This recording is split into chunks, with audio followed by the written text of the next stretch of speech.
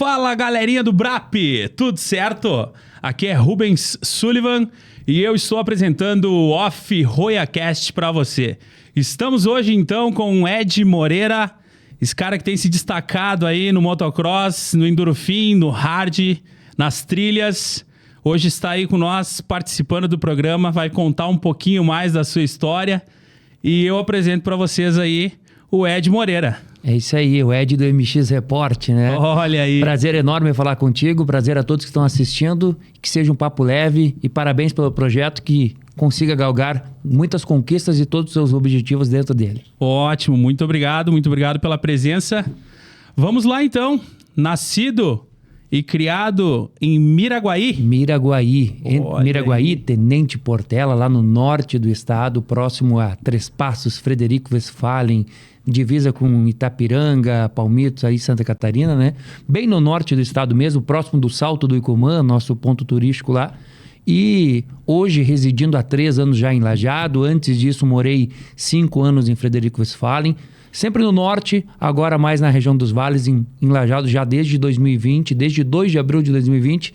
Um cidadão lajadense, a terra para os amantes do motocross como eu, a terra do Enzo Lopes. Sim, então estou praticamente vizinho aí do Enzo. Então estamos num local que hoje pode ser considerado a capital aí do motocross brasileiro. Afinal, o Enzo é dali, né? É dali, exatamente. Caramba, que bacana.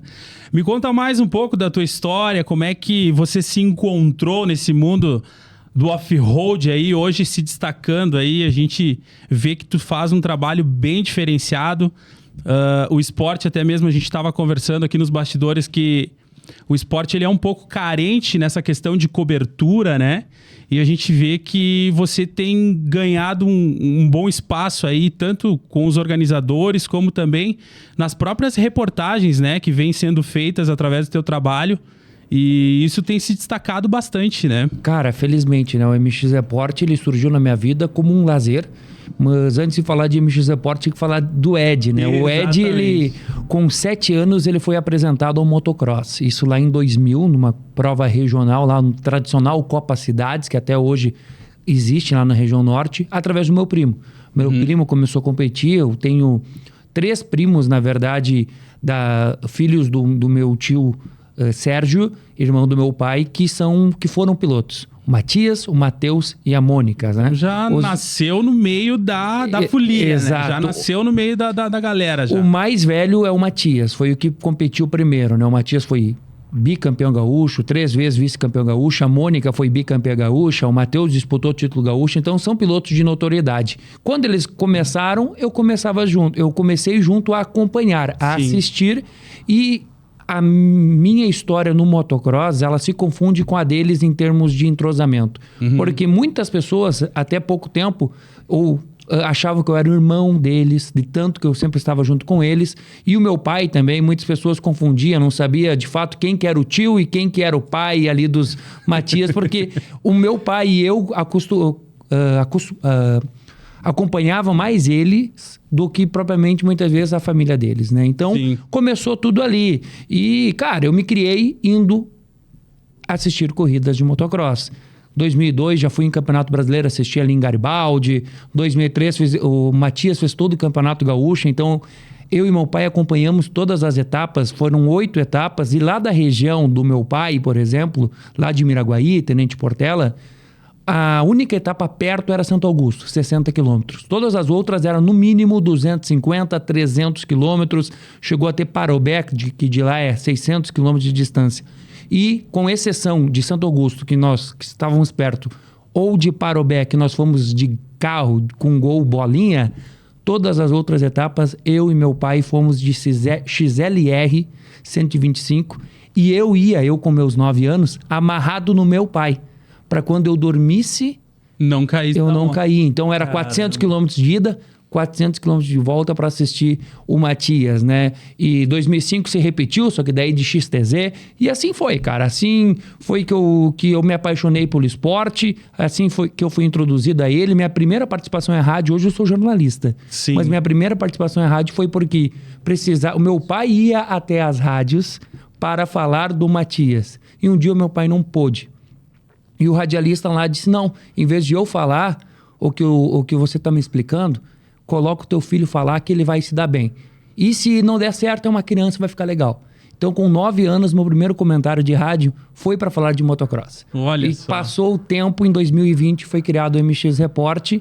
Agora sim, respondendo a tua pergunta, o MX Report ele foi criado porque pilotos vinham até a mim e pediam para eu fazer um blog, para eu fazer um Instagram, Facebook, qualquer coisa. Algo midiático para falar das provas regionais, para falar deles e etc. E eu tive resistência, não queria. Eu estava trabalhando numa rádio, eu estava com outro foco, recém-formado em jornalismo pelo FSM. E aí, na insistência, eu fiz. Isso foi 15 de fevereiro de 2020. Um mês depois da pandemia e eu em processo de mudança para Lajeado. E o MX Report ali se alimentando bastante de TBT, de algumas histórias, só que eu tinha um vínculo muito grande. Sim, e aí também tem muitos contatos no meio, né? Muitos contatos que foram sendo resgatados. Pilotos como o Leonardo Lisotti, que era atual campeão gaúcho, que era meu amigo de infância. Ele porque corria e eu porque estava em todas as provas. Então nós éramos amigos de infância, nós temos a mesma idade. Hoje a gente resgatou essa amizade. Tantos outros aqui de Caxias do Sul, Leonardo Sebem, era meu ídolo. Hoje é meu parceiro, meu cliente e é meu amigo. Foi tudo resgatado. E aí eu tive a ideia de fazer lives na pandemia. E aí o MX Report cresceu. Porque até então, eu fiz a live no primeiro dia de pandemia, antes de entrar aquela febre de lives. E ali o MX Report explodiu. A primeira live deu 100 pessoas assistindo com 300 seguidores, a segunda 150 com 400 seguidores, e quando um estalar de dedo eu estava com 3.000 seguidores e fazendo 3 lives por dia. Olha só. Porque eu saía do jornal onde eu trabalhava, muitas vezes era até home office devido à pandemia, e como eu não podia sair em Lajeado, e eu não conhecia ninguém em Lajeado devido à pandemia, e recém está chegando, eu fazia lives. E aí eu fazia 3, cheguei a fazer 3, 4 lives numa noite só. E fazia no mínimo 2 por dia, de segunda a quinta-feira. Eu só não fazia na sexta porque eu considerava a sexta um dia ruim pra live.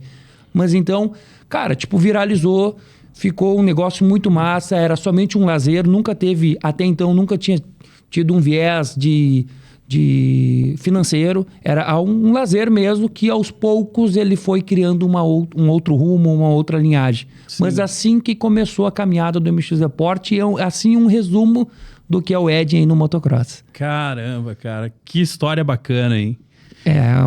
Cara, é 20 anos, né? Sim, Se eu pegar aí 23 anos acompanhando um motocross. E depois eu fui conhecendo o velocross, o enduro fim, o hard enduro, as trilhas, conhecendo um pouco mais. Porque eu sempre fui uma pessoa que amei moto, conheço muito sobre, mas nunca tive a minha moto. Sim. Nunca tive condições financeiras para competir.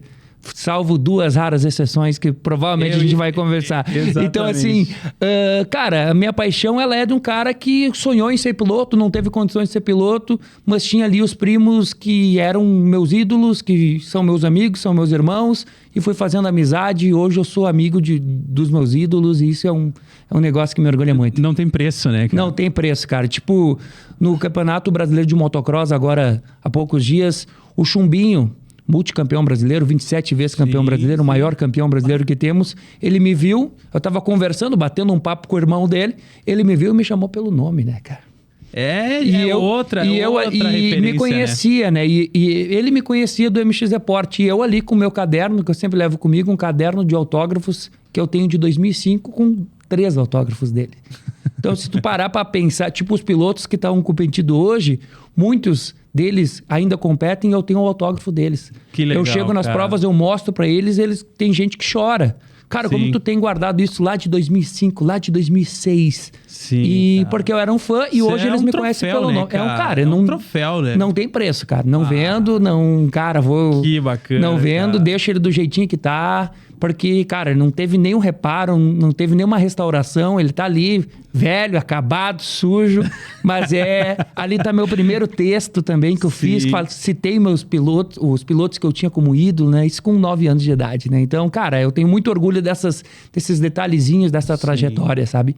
Que bacana, cara. Olha, prazerzaço ter você aqui comigo, aqui, conhecendo um pouco mais da tua história, porque você tá acostumado a entrevistar, né? A estar lá conversando, perguntando. E hoje quem tá te perguntando sou eu, né? Então às vezes eu posso até me passar a falar demais, daqui a pouco eu tô te perguntando. Vai segurando as rédeas aí, né?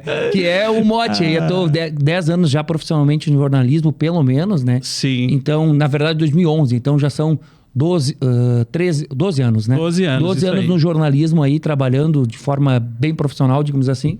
Então, tá na essência o perguntar, né? Então, sempre perguntar já participei de algumas lives, podcast é o primeiro, mas o meu cacuete é de perguntar. Então, daqui a pouco eu tô te perguntando, né? Vai me controlando.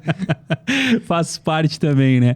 Olha só, então, depois de toda essa construção no meio, hoje eu te pergunto, tem chance de você deixar isso de lado na tua vida? Cara, me fizeram uma pergunta. Isso é bastidor, isso é exclusivo aqui para ti. Fizeram uma pergunta para mim numa empresa que eu estava trabalhando recentemente, isso há cerca de um ano atrás, e disseram se eu me via saindo sem o MX Report ou algo nesse sentido. E eu disse que, cara, eu até poderia me ver. Uma questão de necessidade ou uma questão de reviravolta na vida. Mas hoje, neste momento, esse sentimento se mantém, eu me via infeliz. Então, assim, cara, existe possibilidade de não saber o dia da manhã. Porque se manter somente do conteúdo midiático não é fácil. Principalmente para mim, que tem um conteúdo voltado extremamente para um público nichado. Sim. O nicho do off-road para o nicho do off-road estadual. É muito específico, né? Eu vou para Interlagos, eu vou para Atibaia, para Rio Fortuna no Campeonato Brasileiro. Eu até dou a repercussão para os pilotos de outros estados, os pilotos estrangeiros. Mas assim como eu falo do primeiro lugar, que é um paulista, eu dou mais atenção para o 7º lugar, que é um gaúcho.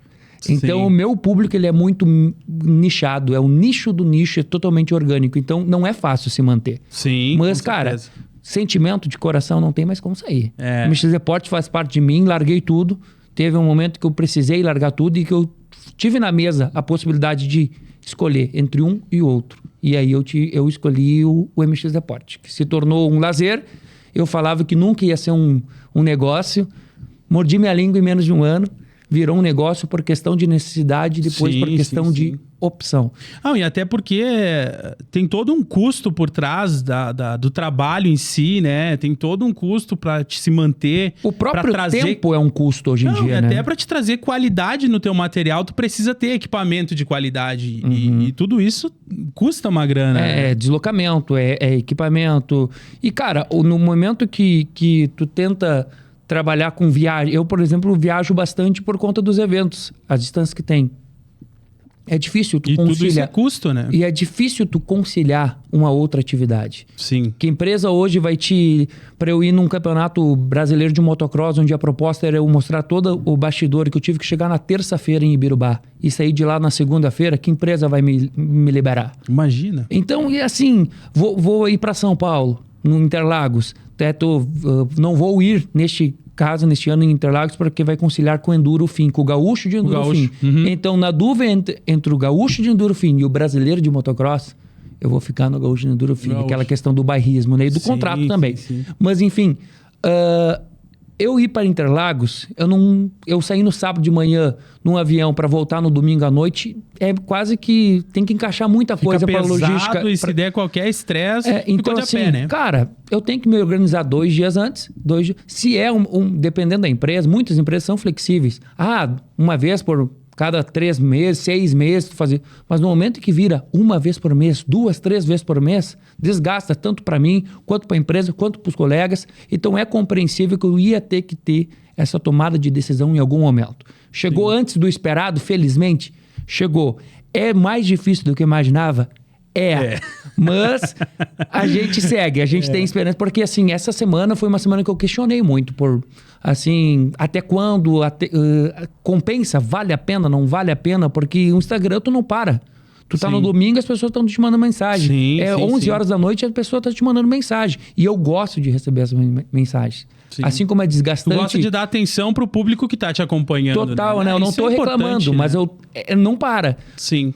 E no meio dessas dúvidas vem as mensagens do nada, as espontâneas, genuínas. Ed, teu trabalho é motivador, teu trabalho é muito bom. Ed, que bom que tu tá fazendo. E não é o trabalho pelo trabalho, é aquela coisa, Ed, o que tu tá fazendo pelo esporte, ninguém fez. Sim, cara. Foi uma das coisas que... É esse o diferencial, né? Que me identificou contigo, assim, nesse sentido, foi o teu esforço em meio a tantos desafios, cara, em meio a tantas barreiras que a gente encontra, ver um cara que tá ali batalhando pra apresentar os pilotos, pra apresentar o esporte, pra fortalecer o esporte. Porque muitas pessoas, elas... é um bando de louco andando de moto, né? E se tu vai olhar, a grosso modo, se tu vai visualizar... o quanto de trabalho se tem para organizar um evento, o quanto de trabalho é para você realizar um campeonato e extrair o melhor dos pilotos, porque isso envolve desde a preparação da pista, desde os treinamentos dos pilotos. Equipamento. Então, tipo, é bem complexo entre tudo, né? Todos os esportes, né? Hoje o off-road ele tem diversas... modalidades dentro dele. O off-road de moto, ele tem diversas modalidades dentro dele, né? Sim. A trilha, que é um lazer, mas a competição, o hard enduro, o enduro regularidade, o motocross, o velocross, o motocross freestyle, o supercross, que já é mesa elevada no motocross, mas também é outro esporte. Então, assim, o rally. Então, assim, nós temos um universo dentro deles. Sim. E aí, cara, cada um exige uma preparação diferente e todos têm uma série de pessoas envolvidas, série de atividades que tem que ter. Porque, cara, esse conceito que eu sofri isso, por exemplo, quando num relacionamento que eu tive, amoroso, convidar a minha namorada da época para ir no motocross comigo, passar a noite lá, né? Ir no sábado para ficar no domingo. Acampar, né? Cara, a mãe dela não queria deixar. Sim. Até que eu fui. Aí, quando eu voltei, a namorada em questão não foi junto, eu voltei e eu não julgo, tá? Porque geral pensa assim, principalmente lá na região, ou pensava. Eu mostrei as fotos, deu com as minhas primas, as filhas dos meus primos, né? Um ambiente familiar, cara, né? 9 horas da noite a galera tá dormindo. Sim. Porque às 8 horas da manhã os pilotos têm que estar na pista. É compromisso, né, cara? Cara, não tem, tem cerveja para quem tá consumindo ali para assistir. E para quem provavelmente não vai participar da prova no outro dia, né? Quem vai participar não vai tomar. Já não toma, né? E é legal tomar cervejinha, legal, mas eu tô dizendo assim, os pilotos não tomam, porque eles têm que competir no outro dia, eles não podem competir alcoolizados e eles têm que... à noite, cara, não tem. Principalmente quanto maior o nível da competição, também não tem. Termina o evento, muitas vezes também não tem. Porque eles têm que voltar, muitas vezes os próprios pilotos que dirigem os seus motorhomes, os seus carros, as suas caminhonetes. Então, cara, é um ambiente muito familiar. Tanto que tem categorias com crianças aí de 3 anos de idade competindo. O Enzo Lopes começou com 4 anos de idade. Então, cara, tem categoria... No Campeonato Brasileiro, a categoria com pilotos até 9 anos, ali a 50 cilindradas, deu 35 motos. São 35 pais, 35 mães. Sim. Cara, é um ambiente familiar. Não tem como dizer que ali é um ambiente de algazarra, de droga, de prostituição, porque não é. Não funciona assim. Não é. Eu nem estou dizendo que... Eu não estou criticando esses hábitos. Eu estou dizendo que esse ambiente, que muitas vezes é criticado por pessoas preconceituosas com esses hábitos, acham que nesse ambiente tem esses hábitos. E não tem. É que na realidade falta conhecimento, né? Exato. Esse é um dos objetivos do Off-Road Cast, é trazer mais clareza ao esporte, trazer mais clareza às pessoas que também não conhecem, né? Pra gente poder introduzir isso mais também na sociedade, né? Porque a gente vê por parte de várias regiões, as pessoas às vezes têm esse preconceito realmente, que tipo, os caras estão lá fazendo bagunça, fazendo folia, e não, é um negócio muito sério. São empresas que participam, são pilotos que participam, são pessoas que dedicam a vida em cima disso aí. É uma profissão hoje, né? Exatamente. Pra a gente alguns, vê né? aí, a gente vê pessoas que passam aí 6 horas em cima da moto, né? Exato. 6, 7 horas em cima da moto pra pegar técnica, pra aprender detalhes que vão mudar muito lá na hora de competir, né? Assim, eu gosto de trazer comparativos. Não estou dizendo que é igual, cada um tem a sua proporção. Mas assim como um jogador de futebol, ele tem que acordar cedo, ele tem que ter a tua dieta, ele tem que ir treinar, depois ele tem academia, depois ele volta a treinar, ele tem a sua dieta e tem a sua concentração para jogar a partida de futebol. O piloto também. O piloto assim. tem a sua dieta, ele tem a sua natação, ele tem o seu pedal, que eles pedalam muito para manter o condicionamento físico, eles têm a academia. Criar resistência. Tem a nutricionista, tem o treino com moto. E, cara, tem a preparação, o pré-prova, o pós-prova. É um esporte extremamente profissional. Óbvio, tem os amadores, assim como tem os... Sim, todos os esportes, existem as competições de várzea, existem as competições de nível menor, onde quem tá lá participando tá lá por lazer, mas dentro da pista, meu amigo, é competição. Assim, quando tu vai jogar bola dentro do jogo ali, tá valendo nada, mas você tá brigando pelo teu prato de comida. É como se fosse teu prato de comida. Então, no motocross, no velocross, no hard enduro, no enduro é assim. E nos níveis mais elevados, cara, é profissional total. A estrutura que tem num campeonato brasileiro hoje é um negócio do outro mundo, cara. O investimento que tem ali altíssimo. É altíssimo, é milionário. E das grandes equipes, né? Então, cara, é uma realidade que quem vai e se permite a desmitificar aquilo que criou ou que foi criado, com certeza vai voltar. Com certeza. Quem vai com a cabeça aberta... Vai virar um admirador do esporte, né? Pode não ser um fã, mas vai virar um admirador e pode não fazer as loucuras que a gente faz. Mas quando tiver na cidade perto, vai assistir um pouquinho. Sim. Pode não entender quem tá competindo lá, mas vai lá, mesmo sem ter ninguém pra torcer, só pra ver os loucos saltando que vai deixar de ser louco. É isso aí. Vai deixar de ser louco. Que bacana, cara. E olhando as últimas competições em que você participou aí, os últimos campeonatos, né? Como é que tem caminhado essa galera do motocross? No motocross, cara, aí eu vejo que o motocross, como eu disse, ele tá cada vez mais profissional. Aí a gente tem que muito dividir, né, o joio do trigo. O Enzo Lopes hoje, que é o nosso gaúcho representante... É a referência É a hoje, nossa né? referência, Sim. o que ele atingiu, ninguém mais... Eu acredito que dificilmente algum piloto brasileiro vai atingir. Tomara que eu esteja errado. Tomara que... Eu não vou ser bairrista de dizer que não quero que nenhum outro brasileiro faça o que ele faz. Não, quero sim. Quanto mais brasileiro fazer, melhor. Mas eu acho muito difícil. Porque o Enzo, além de ser um fora da curva, ele abriu mão da sua infância, das suas brincadeiras, da sua adolescência. Ele abriu mão de passar a adolescência dele na cidade dele. Ele, com 16 anos, foi morar nos Estados Unidos. Ele largou tudo. A família investiu tudo que tinha, boa parte do que tinha nele. Sim. Para somente anos depois estar colhendo os frutos. Começar a ter um resultado. Né? Sem ter a certeza que isso ia acontecer. Porque brasileiro fazer história lá é ainda mais difícil. É uma N variável, né? Já é difícil para eles. Para o brasileiro lá, porque o brasileiro ele é muito acolhedor. O gaúcho é acolhedor, o brasileiro é acolhedor. O Carlos Campano, Paulo Alberto, Anthony Rodrigues, Dietro Salazar vêm aqui e querem ficar. Sim, porque são muito bem recebidos, são levados num pedestal. E não estou dizendo que eles não devem ser levados, devem. Assim como os brasileiros também deveriam levar os outros brasileiros, não somente os estrangeiros no colo. Agora, um brasileiro bate lá nos Estados Unidos, meu amigo, ele tem que fazer 3 vezes mais do que um americano está fazendo. Exatamente. O americano, por ser americano, ele tem privilégios. Aqui é o contrário. O estrangeiro, por ser estrangeiro, ele tem privilégios. Eu não tenho nada contra o estrangeiro, pelo amor de Deus. Eu sou muito a favor. Só que existe essa diferença. Eu não estou dizendo que nós temos que tratar diferente. Não. Não, mas é uma realidade, né? A cultura americana trata os americanos de forma mais bairrista do que nós, cultura, e eu acho que nós estamos certo, tratamos quem vem de fora. Nós somos acolhedores. O povo americano não é tanto. O povo brasileiro, ele é muito acolhedor, hospitalar, né? Exatamente. Então, é uma questão cultural. Então, cara, quando tu me pergunta como que eu vejo, depende. Eu tenho que regionalizar.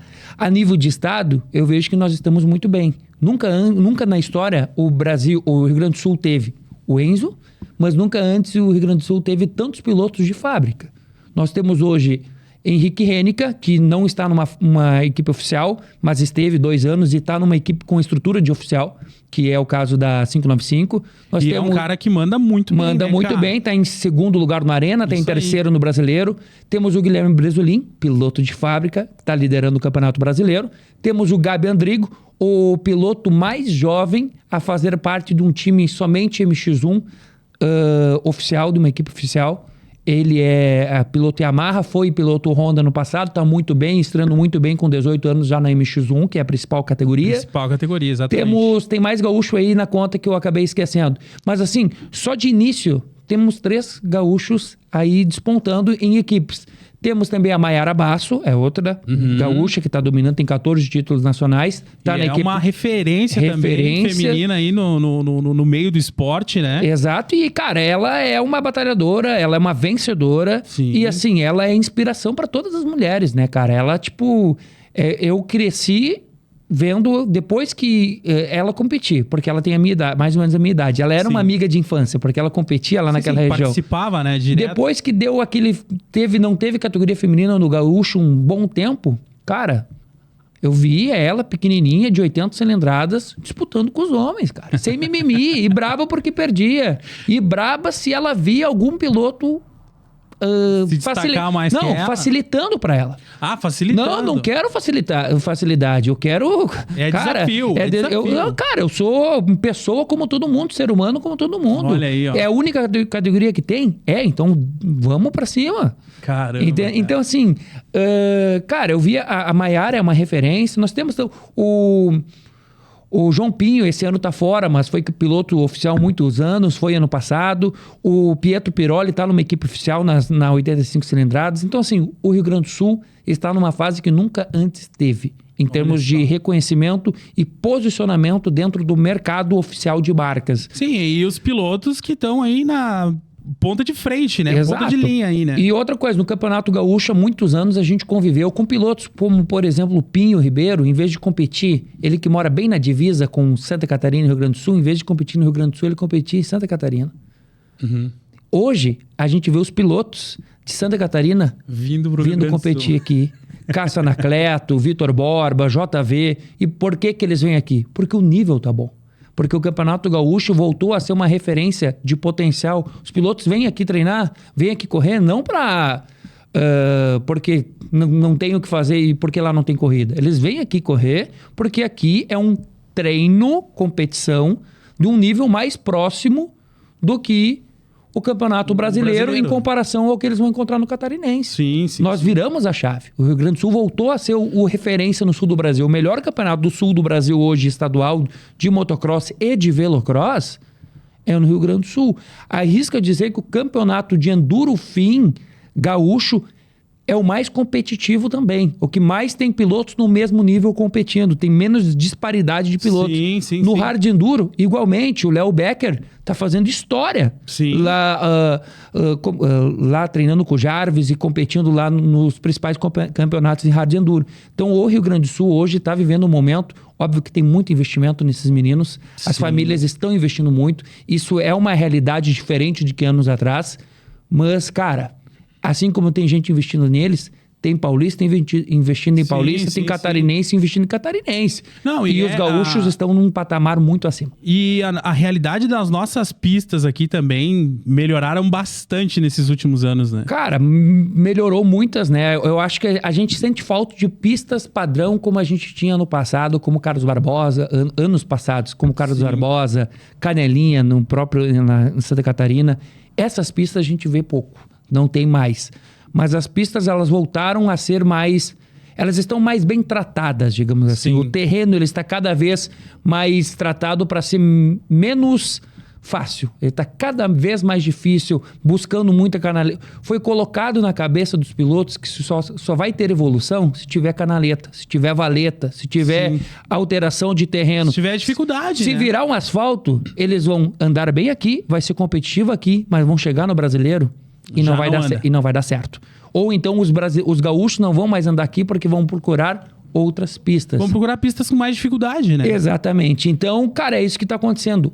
O nível das pistas e a organização dos campeonatos, das trilhas, se tratando de enduro e hard enduro. O hard enduro e o enduro fim é esporte que eu estou conhecendo mais agora, há 2 anos. Estou pesquisando, estou indo, estou conhecendo cada vez mais. Ótimo. Mas já senti isso também. Está evoluindo também, está acompanhando a procura e a evolução dos pilotos. É um processo. Não adianta tu ter talento se tu não tem pista. Não adianta tu ter pista, talento se tu não tem, vamos ser muito franco, condições financeiras de investir naquilo. É alto. Então, assim, tudo tem que ser uma engrenagem. E hoje eu vejo que ainda falta melhorar muito. Mas a gente deu um passo, assim, no pós-pandemia, que muita gente achou que que todo mundo ia retroceder. O Rio Grande do Sul e no pós-pandemia ele fez... Progrediu, né? Ele deu um salto em relação aos outros estados e em relação principalmente a si mesmo. Sim. Olha, eu só tenho elogios. Não é porque hoje eu trabalho acompanho ainda mais de perto que eu tô falando isso sendo demagogo. Até porque quando precisa ir no evento e falar que a pista não tá boa, eu vou e falo. Meu trabalho não é de assessoria. Meu trabalho é de jornalismo. Já perdi de ter patrocínios por isso? Já perdi. Mas eu não vou deixar de ser jornalista. Ótimo. Então, cara, hoje os campeonatos estaduais, nas 4 modalidades que eu acompanho, são referências no Brasil como campeonato estadual e está um degrau acima de como esteve antes da pandemia. Show. Isso é o que eu posso dizer, assim, da minha análise nua e crua, assim, né? Sim. Não, importantíssimo isso. É uma referência que a gente tem, porque tu tem acompanhado o passo a passo, tanto do crescimento quanto do andamento dos campeonatos. E eu acompanhei também a regressão, né? Eu vivi aquele teve loop... junto quando deu aquela baixa, Não, né? antes, né? Na verdade, antes. Eu vejo que o esporte a motor, o off-road em si, ele viveu sua época de ouro na primeira década dos anos 2000. E aí, na segunda década dos anos 2000, entre 2010 e 2020, ele pegou uma proporção tão grande que muitos investidores, não quero generalizar, não são todos, são muitos, ele virou mais um negócio do que propriamente um espaço de competição, de esporte. E aí, no momento que ele virou ele é um negócio, só que pessoas interessadas, interesses particulares sobrepondo o interesse da competição, o interesse do esporte, do lazer. E aí virou, cara... Começou a virar mais comércio. Virou uma máfia. É que assim, virar comércio não é errado. O problema é quando o direcionamento do dinheiro é feito de forma errada e buscando recursos próprios, Sim. não gerais. E vejo que isso não é aqui, tá? Em todo o Brasil aconteceu isso. Regrediu diversas competições. 2014, na minha opinião... tivemos um decréscimo no nosso campeonato nacional. Hoje o campeonato nacional está resgatado. Começou a voltar. Voltou forte. Sim. Então assim, eu vejo que a pandemia serviu também para isso, para a gente sentir saudade da moto e voltar a fazer com amor. Daquela vontade de realmente competir, né? 2014, 2015 ali eu vejo que as pistas tradicionais começaram a sair do calendário, seja no estadual, seja no nacional, isso foi perdendo um pouco o charme, foi virando um negócio demais, foi perdendo algumas... Antigamente nós sabíamos, mês de maio ou fim de abril, ia ter prova em Carlos Barbosa do Brasileiro de Motocross. Canelinha, ou a abertura ou a final. E Atibaia, Atibaia não, Indaiatuba, ou a abertura ou a final. Quarta etapa, Siqueira Campos. Sim. Então a gente sabia o calendário, só esperava a data. A gente sabia o que acontecia, tipo uma Fórmula 1. A gente sabe que Interlagos é a penúltima ou antepenúltima etapa do calendário. Japão geralmente abre ou fecha. Sim. Cara, foi assim muito tempo no nosso esporte. Então tinha uma padronização. Eu tinha uma mesada... na época de R$26. Eu separava 10 dela. Eu usava 16. Para eu separar R$120, para com esses R$120 eu ter dinheiro para pagar a caravana que saía lá de Miraguaí para Carlos Barbosa e o ingresso para assistir. Para poder participar. Porque todo ano tinha o brasileiro em Carlos Barbosa. Sim. Era em maio. Então em junho ali eu começava a guardar para lá em maio eu ter meus R$120 para vir pro motocross. Hoje eu não posso fazer isso porque eu não sei quando vai ter a etapa, onde vai ser, quando vai ser, sai o calendário. É sorteado. Sai o calendário um ano, outro ano é completamente diferente, muda as datas e os locais durante o calendário. E ainda acaba implicando bastante na própria organização, tudo, né? Em tudo. Hoje... quem quer participar. E hoje tá melhor do que tava 3, 4 anos atrás. Então, assim, eu vejo que o motocross, ele viveu o ápice, ele baixou lá embaixo, foi lá para baixo mesmo, baixou lá embaixo, bem redundante, né? Enfim, ele foi lá para baixo e agora ele retoma. E retoma muito forte, com investimento, com paixão de novo sendo feito. Sim. E, claro, com muito sangue no olho. A gente sentiu falta do nosso esporte nesse ano de pandemia e no ano seguinte de pandemia, que também 2020 e 2021 foram anos pandêmicos. A gente sentiu falta da essência. E aí a galera voltou com fome em 2022, com muita fome. Sim, e eu acho que isso explica o porquê em 2023 nós estamos muito realizados, com um gaúcho de motocross com 10 etapas, uma Copa Hard Enduro com 6 etapas, um gaúcho de Enduro Fim com 7 etapas, um gaúcho de Velocross com 5 etapas. Show. Isso é coisa que há muito tempo a gente não via e a gente voltou a ver. O comércio off-road voltou muito forte, tinham medo, o que vai ser no pós-pandemia? Foi uma loucura. Sim, sim. Quantos trilhões? Ninguém tinha certeza de nada, né, cara? Cara, saía 3, 4 trilhão no mesmo fim de semana no estado, com etapa de motocross, etapa de velocross, e dava gente recorde em todos os eventos ao mesmo tempo. Sim, o pessoal... Óbvio, agora volta, pra participar, volta à né? normalidade, volta... Mas, cara, a galera tava com saudade e isso impulsionou o mercado. E por isso o esporte voltou a crescer. Porque se o mercado não gira, não adianta. Nada gira, né? Nada vai girar. É. E essa é como eu vejo, o esporte, tanto nos pilotos, quanto nos investidores, quanto nos organizadores, ele se profissionalizou e evoluiu para melhor. Tá voltando ao rumo. Mas eu ainda quero ver mais. Sim. Mas tá retomando a caminhada. Que bacana, cara. Que bacana. Um show de entendimento aí na parte do motocross, né? Cara, essa semana até tava conversando com um cliente, né? Prospectando um evento de hard enduro. E ele disse, teu foco é o motocross, né? Eu falei, cara, não é meu foco o motocross. Hoje o meu foco é no que vai ser mais rentável financeiramente e estruturalmente para o MX Deporte. Sim. O motocross, ele é a galinha dos ovos de ouro do grande público off-road hoje. Não é Sim. o do Ed, de todo mundo. E, óbvio, eu tenho um conhecimento do motocross que eu não tenho das outras. Porque eu comecei no motocross. Sim, se criou em cima disso, Eu criei no né? motocross. Eu sou encantado pelo hard enduro e enduro fim. Encantado. Eu me encantei nesse bagulho.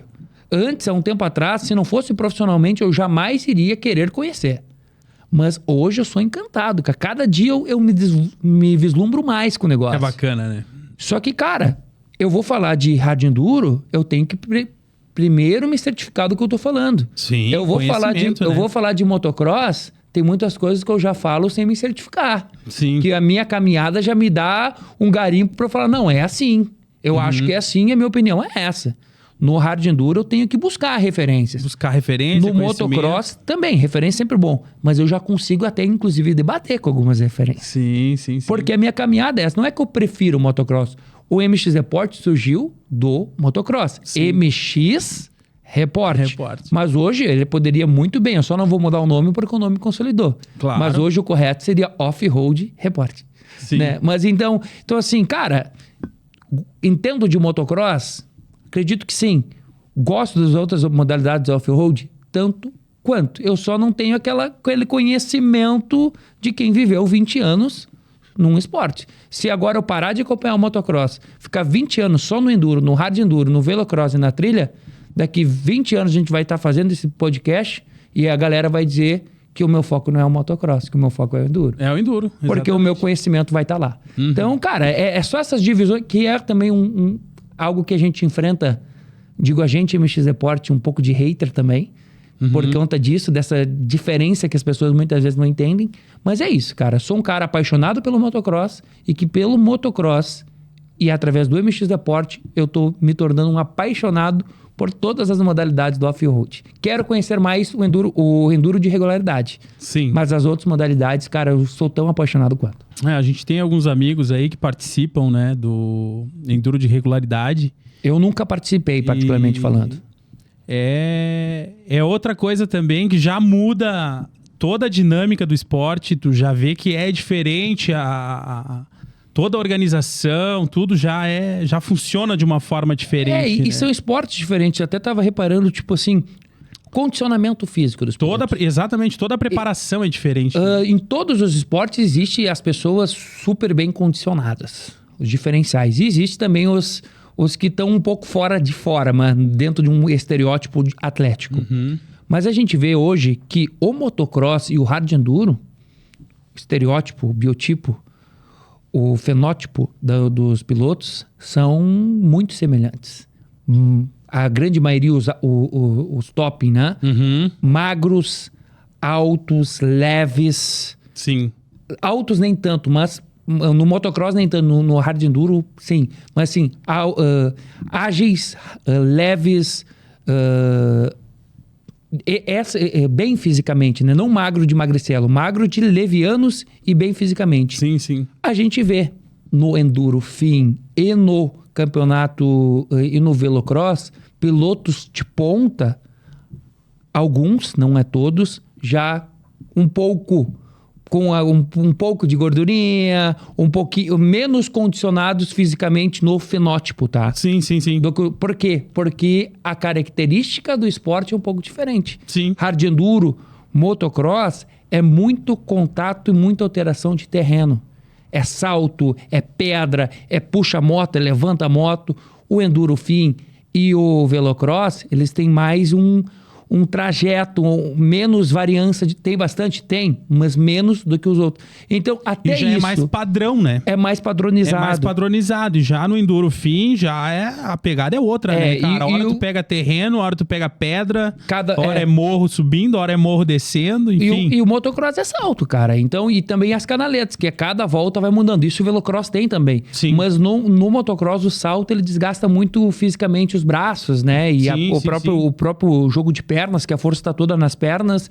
Então, tudo isso varia. O enduro, regularidade, eu tenho uma curiosidade, porque eu não conheço. Sim. Então, é importante as pessoas saber também que cada esporte, mesmo que seja tudo off-road, são modalidades diferentes, o estilo de cobertura diferente. Cara, como é que eu vou cobrir um velocross, ou melhor, um hard enduro e um enduro fim, postando em tempo real, se cada piloto passa por mim naquele local 3 segundos?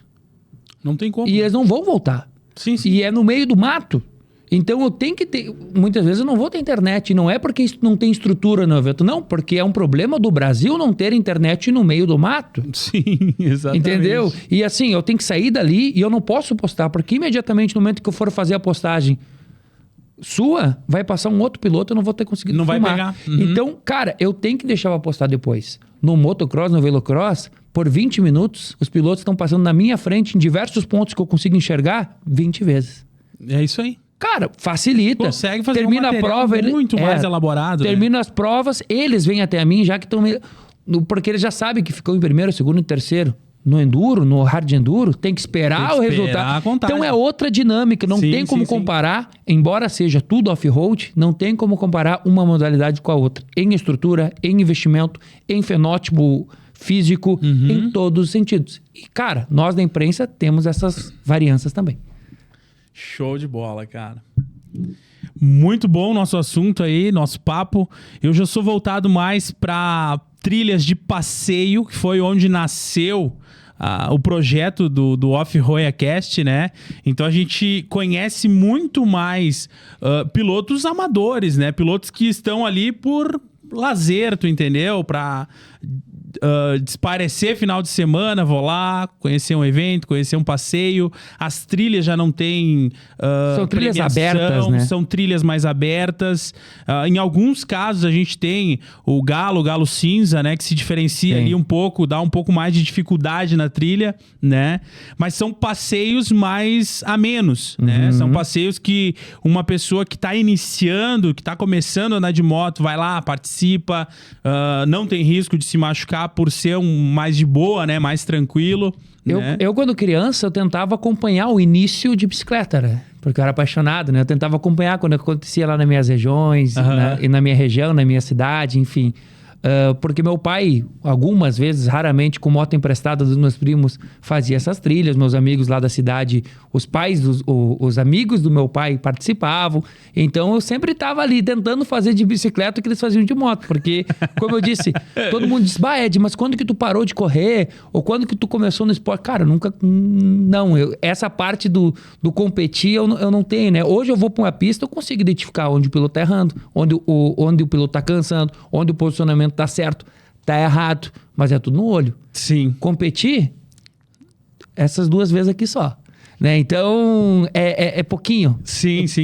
Comparado ao que eu já vivi ou que eu debato sobre. Né? Mas e quando você teve a oportunidade de competir?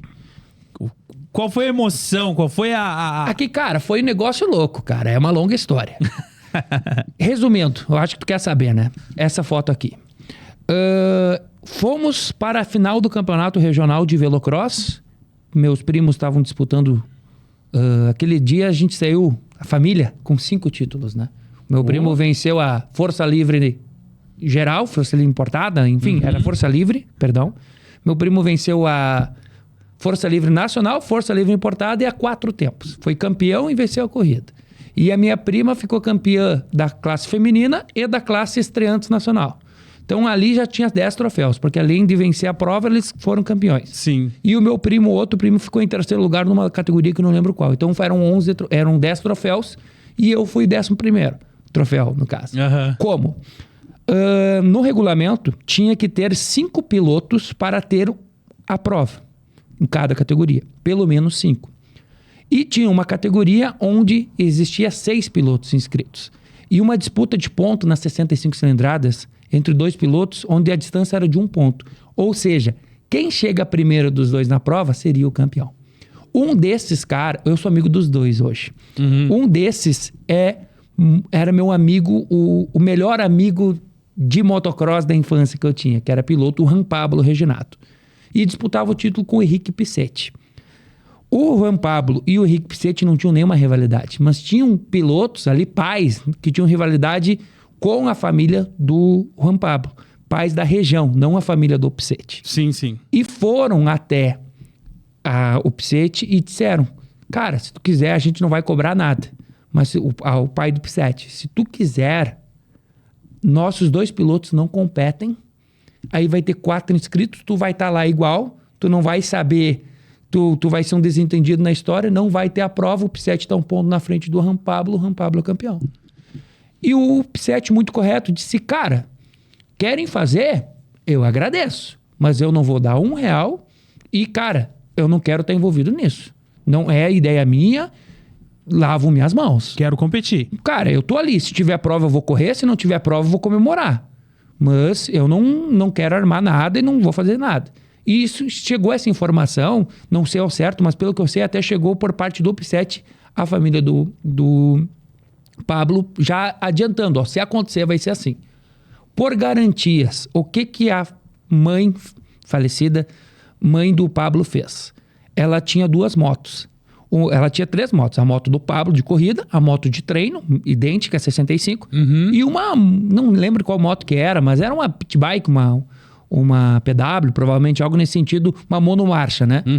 Ela tinha essas 2 motos. Ela tinha um conhecido ali, amigo do Pablo, que não sabia andar de moto, mas poderia, era menor de tamanho e tal, andar ali com a monomarcha.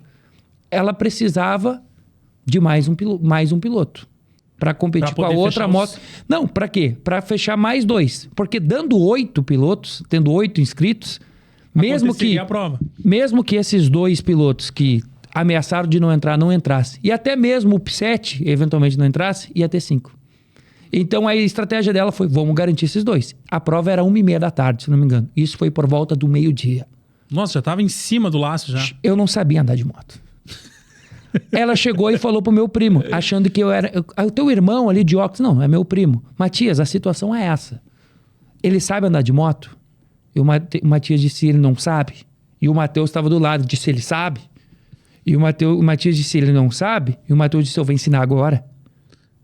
E foram lá e me propuseram. Eu, obviamente... Bora! Aceitei. Era um velocross, tá? Era um velocross. Caramba! Me colocaram lá no estacionamento. Me ensinaram que era a primeira marcha, neutro e segunda marcha. E deu. Só. Vamos pra prova. Foi a roupa do Pablo, dá pra ver ali na imagem que é... o Pablo era menor, que é... Eu tô de tênis, que a bota dele não serviu em mim. E a roupa, ela tá... Pode ver que a calça, ela fica no meio da canela. Não nessa foto, na próxima. Olha, fica no meio ali, da canela. Cara, e vamos pra prova. E foi assim, cara. Tipo, aí no momento chegou ali... vai dar 8 igual, vai ir todo mundo pra pista e coisa. Se o guri quiser desistir, beleza. Aí só chegaram e perguntaram, tu quer mesmo? Tá seguro? Se tu não quiser, não precisa. Como quem disse, não vai. Eu disse, agora eu vou, né? Agora já tô aqui. Cara, era meu sonho, né? Cara, e fui. E fui na época, cara, eu não lembro hoje qual foi o sentimento. Eu lembro que na hora do gate eu sabia todos os movimentos pra fazer, porque eu reproduzia tudo na bike. Sim, Só que na hora eu esqueci de botar corpo pra frente, de tirar mão de embreagem devagar. Eu sei que quando baixou ali, virou a placa de 5, baixou o gate, eu soltei a embreagem E saí acelerando e a moto veio... De em pé. Veio de pé. Eu não sei como eu segurei. Mas, óbvio, enquanto as motos ficaram tracionando, eu saí. Então, eu apareci na curva em primeiro, né? Já de largada. Apareci, mas sem querer fazer nada. E aí, quando chegou na curva, eu parei. Eu parei a moto, me assustei, parei. E aí, as motos atrás tiveram que fazer assim, para não bater tudo atrás de mim. E aí, depois chegou... O que aconteceu? Eu me assustei. Tá tudo certo? Foram? Toca. Tá, agora eu vou. Aí, eu fui fazendo primeira, segunda, terceira marcha. Então, foi a única vez que eu competi mesmo. E essa outra segunda vez que eu tô saltando com uma XTZ, pode ver que o amortecedor dela tá reduzido. Meu pai tava treinando, o meu primo tinha duas... O Matheus, ele tinha duas motos. No dia da final da Copa do Mundo 2006, o meu primo, ele tinha duas motos. Porque tinha antigamente a categoria que só podia correr com as Tornados ainda, as originais e as que podia ter alteração de potência de motor. E ele competia nas duas. Então, ele tava competindo com as duas motos. Enquanto ele tava treinando, um domingo de manhã, o meu pai tava dando volta na pista com a outra moto. E aí, numa troca dessas motos, aí o pai fazendo salto, fazendo as costelas e tal, ele errou a aceleração, porque mudou a potência do motor e caiu e se quebrou. E a moto XTZ o pai utilizava para uso de trabalho, do dia a dia. Dia a dia. E aí, quebrado, vai fazer como? 2 meses depois, tinha corrida em Tenente Portela. O que vamos fazer? A moto ninguém está utilizando mesmo. Vamos baixar as molas, por enquanto eu era mais baixinho, eu não era grandalhão. Vamos reduzir ali o amortecedor para eu encostar os pés no chão e vamos competir. Aí eu corri, eu larguei ali com a XTZ 125 no meio das duas 80 cilindradas, então nem tinha, eu tinha 3 aí na categoria, então nem tinha como competir por potência, e os que competiram comigo eram o Gustavo Rorato, campeão brasileiro, e um outro piloto, agora me fugiu o nome, que também era um nível forte. Então, fui lá, dei algumas minhas voltinhas na pista. Então, é as 2 vezes que eu fui pra pista, né? Que eu competi. Cara, eu ainda tenho um sonho de um dia, talvez num projeto, ou depois de, sei lá, já começar na MX45, já começar com meus 40 anos, poder competir. Mas não é, tipo, aquela obsessão que eu tinha. Foi emocionante, foi legal, é uma história divertida. Show. Mas, cara, hoje até me perguntaram uma vez, Ed, se te desse a opção de MX Report ou tu se tornar piloto, tu tinha que optar, o que tu ia fazer? Cara, MX Report.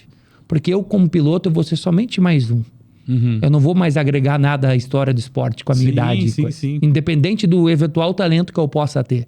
Sim. Que eu até acredito que não tenha, mas que eventualmente eu possa ter. No MX Deporte eu posso agregar. Eu acho que no MX Deporte eu posso ser algo a mais pro esporte. Como piloto, não.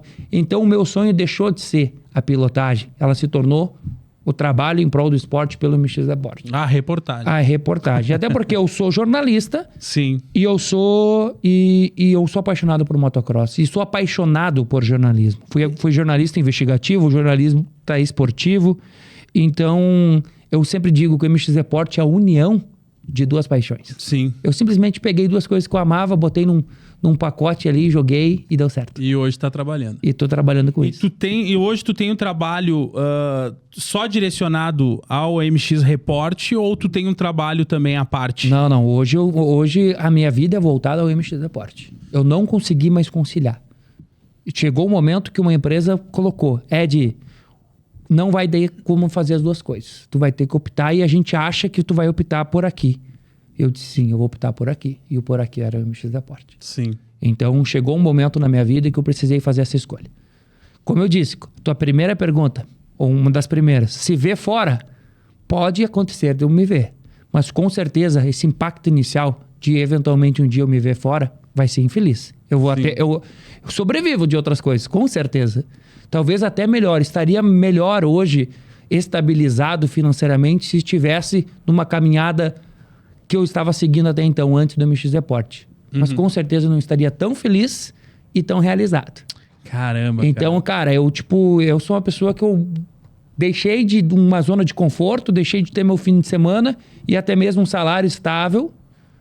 E para ganhar menos, a maioria dos meses. Sim. Porque hoje eu dependo de alguns patrocinadores e eventos. E o evento... Então, assim, é bem dinâmico. É dinâmico. Tem vezes que tem 4 eventos, tem vezes que tem nenhum evento. Então, cara, hoje eu fui para uma instabilidade.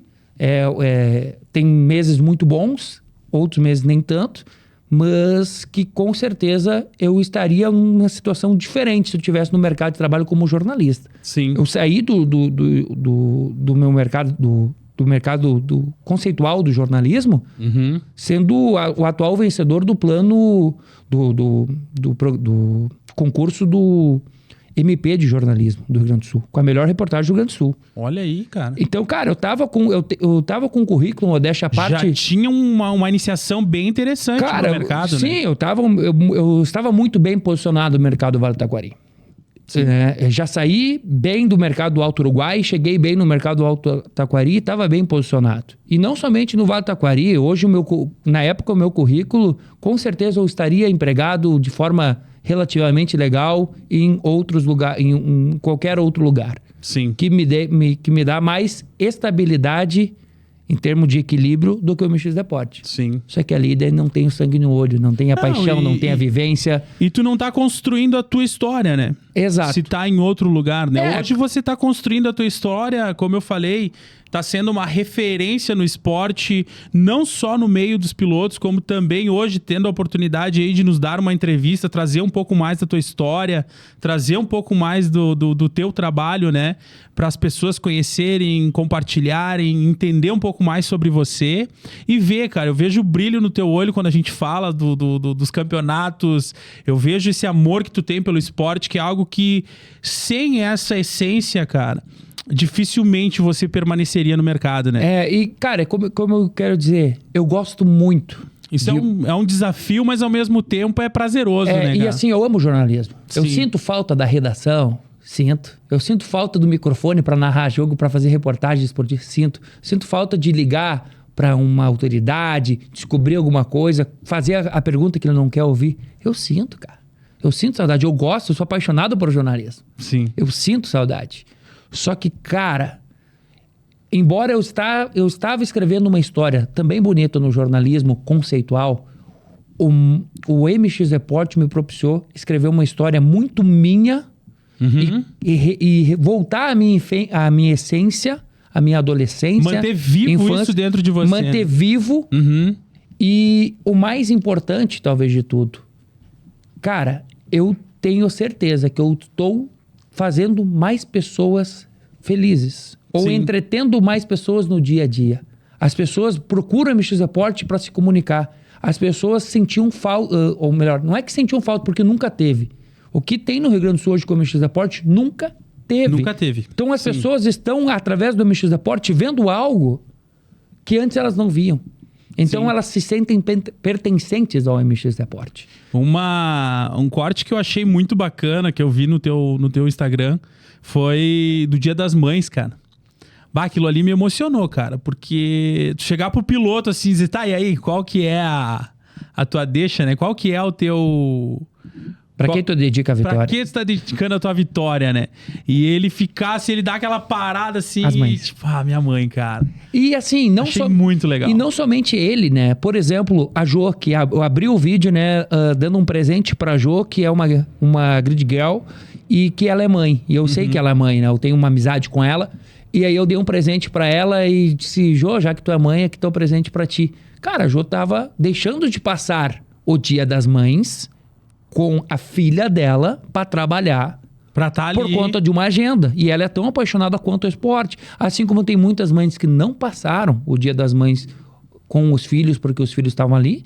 Assim como tinham mães e diversas mães que estavam ali, inclusive no pódio das categorias da Júnior, da 65, da 55.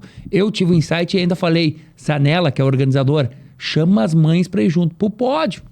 Show. Porque, cara, eu passei muito o Dia das Mães com a minha mãe no motocross. Olha, porque ela me levava, legal, cara. Ia ter prova no fim de semana. Mãe, dá um jeito. E ela participava. Ela ia. Caramba. Ela gostava. Tipo, se não era... Quando o pai não podia ir, que o pai é músico. Além de... Ele é radialista, ele é professor, ele é músico. Então, no fim de semana, muitas vezes ele tinha festas, né? Baile, enfim. Tinha compromisso. Tinha compromisso e não podia me levar. Se ele não podia me levar, a mãe me levava. Também porque ela gostava. Sim. Tem uma passagem muito marcante que eu era apaixonado por festa de aniversário. E em 9 de fevereiro ia ter uma prova, meu aniversário é 12. Isso 2003, início de 2013. Ia ter uma prova num distrito lá de Castelinho, Frederico Westphalen, que ia ter pilotos que eu queria muito ver. Além do Fábio Andoli, que era um cara que eu sempre via. Chumbinho, Elton Becker e Douglas Paris. Eram pilotos que eu não conhecia presencialmente, que eu queria conhecer, ver de perto. E aí a minha mãe propôs, meus pais, com toda... Ou tu vai pro motocross, ou tu vai ter tua festa de aniversário. Por quê? Porque minha mãe estava grávida de 7 meses e o meu pai tinha uma festa que não podia faltar, um baile. Então, a festa de aniversário ia sair muito mais caro. Só que era muito inviável eles me levar no motocross pela questão da logística, porque o pai não poderia e a mãe estava numa condição de 7 meses de gravidez. E eles me propuseram isso porque com a certeza que eu não iria ir. Sim, te deixaram com 2 corações. Não, mas com a certeza que eles iam gastar mais, muito mais fazendo a festa de aniversário, iam. Mas eles preferiam pela questão logística e de saúde da mãe. Na ingenuidade deles de achar que eu ia preferir a festa de aniversário, porque qualquer criança normal iria preferir. E aí eu, no meu alto dos meus 8 anos de idade, 8 para 9 anos, eu disse, não, eu quero ir no motocross. Quero motocross. E aí? Aí vai lá a mãe, vai lá com o barrigão. Caramba. Tava de boa, mais parte do tempo no carro, aí entra a corrida do Matias e começa a chover. Eu tava no meio da pista ali ajudando, como pode ver muitas vezes ali no televisor. Ou olho a minha mãe com aquela barrigona, chovendo, em cima de uma caminhonete, em cima assim da caçamba ali de uma caminhonete, gritando, pegando chuva, torcendo pelo Matias, depois torcendo pelos outros pilotos que ela também queria conhecer. Então, cara, ela era apaixonada. Que legal. Depois que nasceu meu irmão, todo mundo tinha certeza que meu irmão ia ser piloto. Ou ia ser apaixonado tanto quanto, porque essa paixão que eu tinha, ela apareceu em 2000. Que meu pai tem, ela nasceu em 2000. Que a minha mãe tem, nasceu em 2000. O meu irmão ia nascer já com isso, né, em 2013. Ele já ia nascer. O padrinho, já no meio também, o né? Matias, meu primo, é padrinho dele. Estimulava total. Ele não pegou. Hoje ele é o cara que edita meus vídeos no MX Report, ele acompanha, ele sabe tanto quanto eu do que acontece hoje. Ele gosta de assistir. Mas ele é um cara que ele não sai de casa para ir assistir uma corrida. Para participar já fazer essa loucura que ele assiste em casa. Porque hoje é transmitido, ele gosta de assistir, mas ele não vai até. Ele não fazia as loucuras que eu fazia. Sim. Então, por óbvio, a mãe começou a ficar mais. Sim. A ir menos. E ao mesmo tempo, eu com 10, com 11, 12 anos... já começou a se virar mais sozinho também. Já começou a participar de uma forma mais independente, né? Ficava mais tranquilo de me levar com uma carona, de somente eu já com meus primos, já porque eu já me virava. Então, eu já comecei a ser mais independente também. Enfim, aí chega a fase que tu prefere muitas vezes, ao invés de ir num motocross... A ficar para jogar um campeonato de futebol. Aí, porque na época, cara, eu não conseguia correr motocross. O futebol eu tentava. Sim. Então, enquanto eu tava tentando ali, a turma de amigos minha da minha cidade, era do futebol. Ninguém conhecia moto, motocross. Então, cara, a minha mãe era tão apaixonada quanto, sabe? Mas voltando ao mote, né, cara? Hoje o que eu me sinto realizado é por poder fazer algo que eu sentia falta. Show de bola, cara. Eu escrevia as matérias dos meus primos. O meu pai ia na rádio para falar dos meus primos. Hoje, o piloto que vence o Campeonato Gaúcho não precisa escrever matéria. Não precisa pedir para alguém escrever matéria. Ou não precisa pedir pela entrevista. Ele termina a prova e tá lá o Ed para entrevistar Você ele. tá ali para conversar, saber um pouco mais. É um negócio de outro mundo. Nós, em 2023, dizer que isso é algo que nunca teve. É verdade. É um negócio fora do tempo das cavernas. O motocross viveu na década passada, na década de 2000, era a era das cavernas. Era das cavernas. Entendeu? Nunca teve cobertura, tinha uma foto, uma coisa ou outra que cada piloto se proporcionava, né? Enviava. Exatamente. Enviava, entendeu? Então, assim, cara, hoje o Enzo Lopes, eu cheguei para trabalhar em 2020 em Lajeado, eu pensei, meu Deus, cara. A terra do Enzo Lopes, né? A cidade deve respirar a moto. E tem muitos apaixonados por moto. Cheguei no jornal, comentei do Enzo. Eu tenho contato do Enzo. Não sei se o Enzo foi o primeiro ano que ele fez top 5 no AMA. E, cara, eu pedi pra pessoa que fazia esporte, ela olhou assim... Sim, ele tá competindo o Loretta Lins, né? Cara, o Loretta Lins já fazia 3 anos que o Enzo tinha deixado de participar. Já não participava. Porque já tinha avançado os patamares. Sim. A cidade não respira. Aí eu comecei a resgatar através do esporte, ali trabalhando. Aí depois saí, enfim. E, cara, do ano passado pra cá, eu tive o trabalho de vasculhar todos os jornais e sites e, enfim, portais da região, buscando todo fim de semana. E segunda, terça, quarta, vasculhar folha com folha, ver se eu achava alguma matéria de Enzo Lopes em Lajeado. Saiu uma terça-feira. Caramba. Então, assim, há 2 anos, o Enzo é um dos melhores pilotos no mundo em Lajeado e não tem nada. Teve agora. E, inclusive, eu fiz ligações no início do ano, no início do mês, para a prefeitura, para nós mostrar que em Lajeado existe um dos melhores pilotos do mundo. Do mundo, exatamente. Referência assim, hoje mundial, né? Porque é uma realidade do nosso esporte, né? Então, cara, hoje o MX Deporte para mim é isso. É aquilo que tu disse do brilho no olho. O meu brilho no olho não é porque eu não gostava do jornalismo conceitual e gosto do jornalismo esportivo. Ou do jornalismo motocross. Não.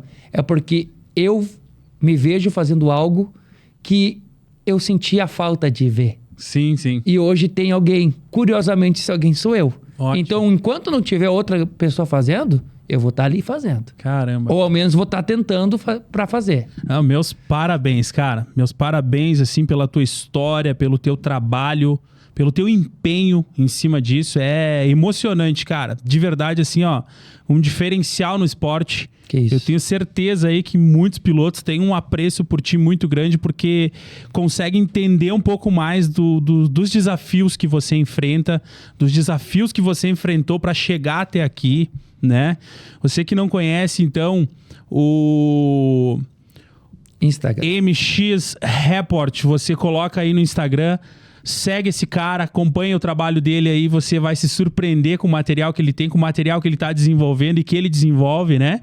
Então, meus parabéns, Ed. Olha, muito obrigado pela tua presença aqui no Off-Royacast. Fico à disposição, o Off-Royacast fica de portas abertas.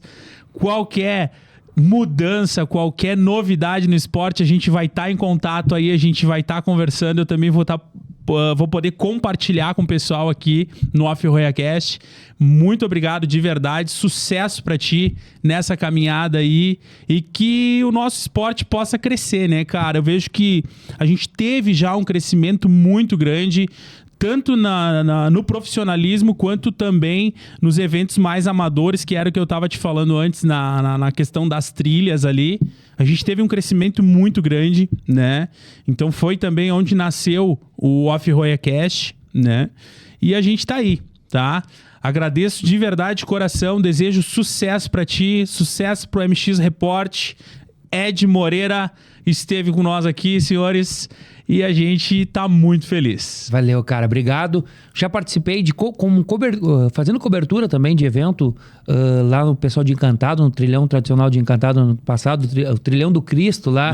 Participei do encontro. Então, grupos de trilheiros, de passeio, de trilha, o MX Report pode estar presente no evento. Olha também, aí. Não é só competição. E agradecimento especial, tá? Não somente a vocês, mas a todos que fazem parte do MX Report, né? Só uma passagem. Já aconteceu algumas vezes de eu ficar empenhado na estrada. Sim.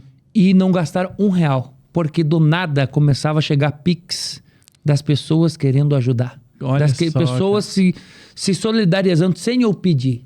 Porque elas querem ajudar e se sentem pertencentes do MX Report. O MX Report é de todos, é do Off-Royacast também.